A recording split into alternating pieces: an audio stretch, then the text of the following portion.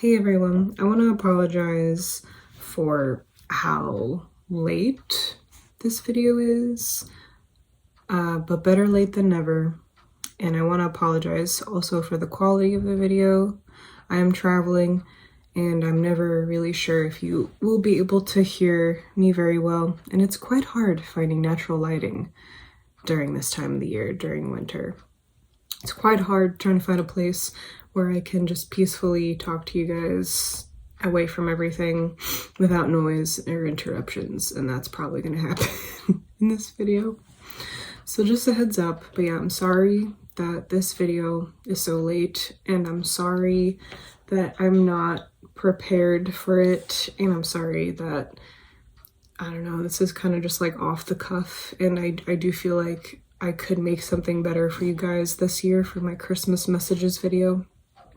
But the reason why I couldn't do that this year were for reasons that honestly propelled me to, that inspired me to make my Christmas messages playlist and to have this tradition in the first place. So I figured, why not talk about that in this video? And I feel comfortable sharing some of my personal matters here, just because I know a lot of you don't watch these videos anyway, and I'm okay with that. I do expect that just a handful of you are going to see this. Yeah, and before I start talking about that, I want to first shout out to Wendy, and this is also something that I'm deeply sorry about. Wendy is a follower that I have had for a long time, who's such a nice person, always has really great comments that are just so kind in my videos that I don't feel like I deserve most of the time. And Wendy, you sent me an email that I haven't gotten back to, but what I talk about here will illuminate a part of the reason why that is, and I feel really bad about it. You know, you were just kind of like reaching out to me to connect, and I haven't been good about responding to things like that lately. Part of the reason being that I would like to send something like more personal in response to meet and reciprocate the emails, and I just haven't had it in me to do that recently. And I work very hard. I work Monday through Friday. My job starts at 6. I have to be up at 4 in order to get there on time. So I have a pretty, you know, I don't know, like work intensive week where I am leaving my house at 5 and I'm not really back till 4, and then I have just enough, you know, the grind. I'm doing the grind, excuse me. Oh my god, I just sneezed, sorry. Yeah, so I have a pretty, I'm doing the, you know, Monday through Friday grind where I have just enough time in the evening to eat, shower, and go to bed and do the thing the next day. So I don't have a lot of time. And then that was compounded with like what I have had to be dealing with these past few months. The biggest thing that has happened recently is that my sister passed away in October, which was like basically almost exactly on the 4-year anniversary that my dad died, and that was a really difficult time, and I had to put all my whatever I had left in me towards dealing with that and trying to be available to my family in the ways that I could. And I kind of say that matter-of-factly, unfortunately, because that's just kind of the life I've been given. I've had a lot of tragedy, and you know, I'm the youngest of 4, and then the youngest in my entire family, so my reality is kind of that I will have to bury everyone that I love, and unfortunately, like, that's just how it is.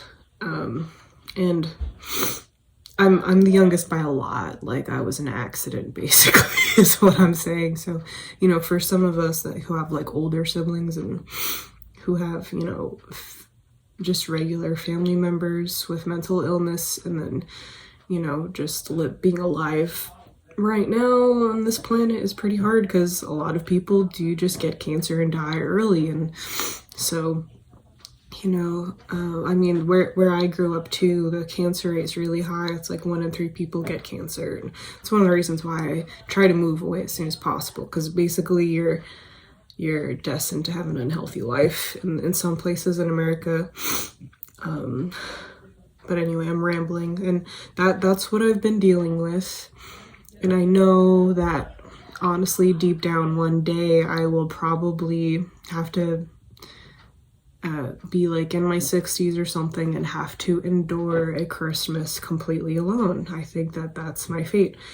So that's one of the reasons why I made this playlist, because I understand that to an extent. I think that it's more common than people realize that, like, some people just don't get to have people, and I sympathize with that completely. That's why I made this Christmas playlist.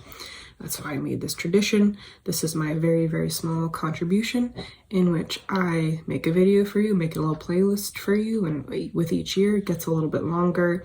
And then someone out there who is alone has some kind of distraction. And if you are alone this holiday, just know that I'm with you in spirit, and you are not alone in that. You're not alone in being alone during the holidays.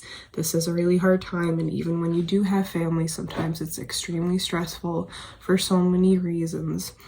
And we have to look at our lives during this time of the year and think about the year that we had, the year we're about to have. Sometimes that's really overwhelming. Sometimes it is. So it's a lot of stress during this season, even though it can be so great. And I just want you to know that I'm there with you on that, for anyone going through this. And the reason why in particular too that this video is so late is because my flight got canceled 3 times to New York, to where my family is. And normally that would be okay, you know, it's like, all right, you know, this trip didn't work out, this Christmas, whatever. But because my sister died, you know, that's one less family member that my mom has in her life. And so I'm now the only daughter, and she just wanted to see her family this year. And so I put a lot of pressure on myself to try to get here with, I mean, I'm sure you guys all know, if you're watching this in 2022, the airlines, like, everything is run like a business. They weren't prepared for an event like this. The government gives them money. They're not putting it into being a public service. You know, the CEOs of fucking Delta and Alaska Airlines and Southwest need a lot of more yachts, more than they need to provide a public service. So they're severely understaffed, and when weather events like this happen during the holidays, they simply cannot provide that service anymore. So it's pretty incredible, I guess, that I got to New York in the first place, considering everything that has happened. So I'm very grateful for that.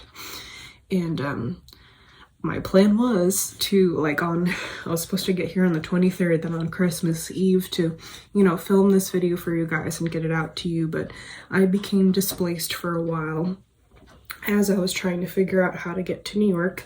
So that's like the main reason why this video is late, and I didn't have the time to pre-record it at all because of everything that's already going on. But yeah, I'm thankful that now I can have this time to just sit with you guys and say hello during the holiday season. And check out my other videos on this Christmas messages playlist. There's some other cute stuff that's actually well prepared and good. But this year, it's not like that. My sister was very sick mentally, and she was sick for, I feel like, very bad for about a decade, and she just got worse and worse and worse. And there unfortunately isn't a lot of closure, because we don't really fully understand, except for a few key reasons as to why she ended up in that place.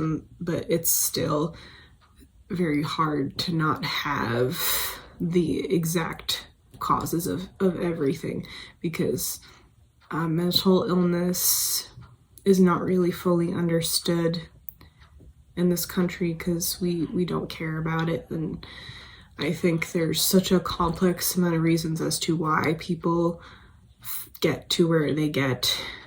We only know really how to prescribe pills and to call things like to label, to make a diagnosis and then offer people pills, and it's just so much more than that. We have a crisis in the world where we are lacking in consciousness. We don't really have spirituality as a main element of health, and it should be. And I want to talk about that in this video because I think we forget that. When we go to the doctor, it's very much like, what are you eating? That's good. Or, if you have a good doctor, some doctors don't even care about what you're eating. What you're taking into your body physically is important. And then, of course, what you're taking into your body mentally is important. When you're like, how much news are you watching? Like, maybe moderate that. And, what kind of, what can you learn? That's a skill building thing. That's healthy, things like that. We take in information, that helps our mental health. Emotionally, how are your needs met? We don't really care about that. It's kind of just, at least in America, about working and making someone else money until we die. And that's kind of like the culture here. So, we are struggling in all areas of health, but the thing that we don't talk about is spirituality, and that's what killed my sister. She was a nihilist. She didn't believe anything had meaning. She didn't believe anything was important. She had stuff that she cared about, but ultimately she didn't think it mattered.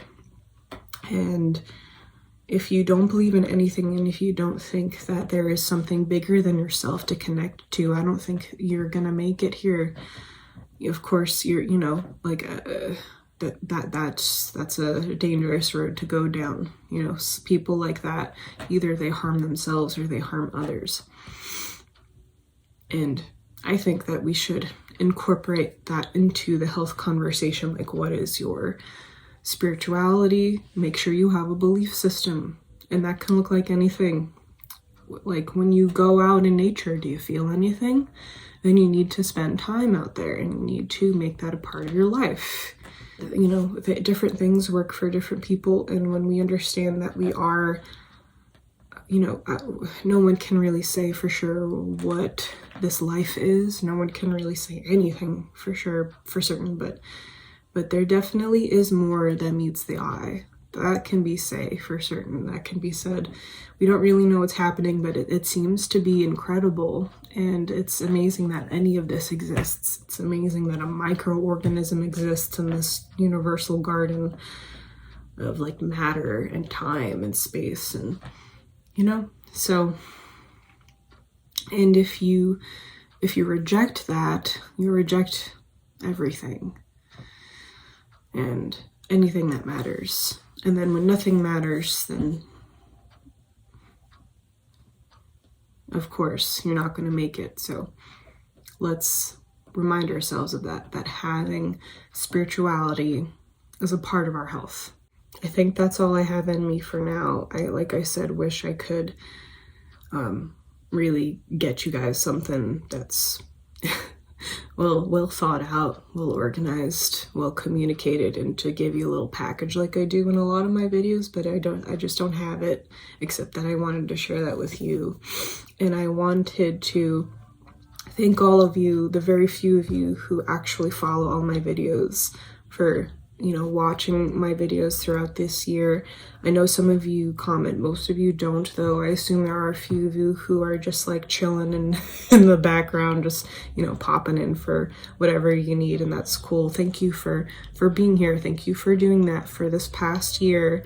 I'm thinking of you guys. You can hear a lot in the background now because there's stuff happening.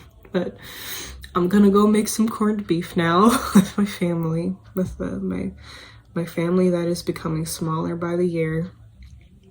But I'm grateful to have them, and I need to appreciate that time that I do have now before it's gone, and I suggest you do the same. So thank you so much for being here with me throughout Metanoia, and I'll see you all soon. Take care.